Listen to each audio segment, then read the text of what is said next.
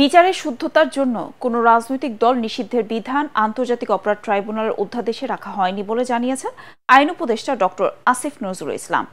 সকালে আন্তর্জাতিক অপরাধ ট্রাইব্যুনালের মূল ভবনের সংস্কার কাজ পরিদর্শন শেষে সাংবাদিকদের প্রশ্নের জবাবে তিনি কথা বলেন। ট্রাইব্যুনালের অন্তর্বর্তী আদেশের বিরুদ্ধে আপিলের বিধান রাখায় বিচার বিলম্বিত হবে কিনা এমন প্রশ্নের জবাবে আসিফ নজরুল বলেন, বিচারের শুদ্ধতার জন্য আন্তর্জাতিক অপরাধ ট্রাইব্যুনালের অন্তর্বর্তীকালীন আদেশের বিরুদ্ধে আপিলের বিধান রাখা হয়েছে, তবে তা খুব সীমাবদ্ধ ক্ষেত্রে। ট্রাইব্যুনাল আইনে রাজনৈতিক দলের বিচার থেকে সরে আসা প্রসঙ্গে আসিফ নজরুল বলেন, বিচারের শুদ্ধতা রক্ষার জন্য রাজনৈতিক দলের ইস্যু আনা উচিত না। এ সময় গণপূর্ত উপদেষ্টা আদিলুর রহমান খান ও ট্রাইব্যুনালের প্রসিকিউটররা উপস্থিত ছিলেন।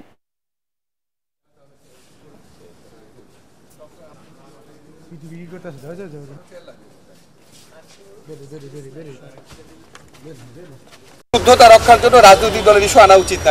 বিচারের শুদ্ধতার জন্য করা হয়েছে এবং খুব সীমাবদ্ধ ক্ষেত্রে।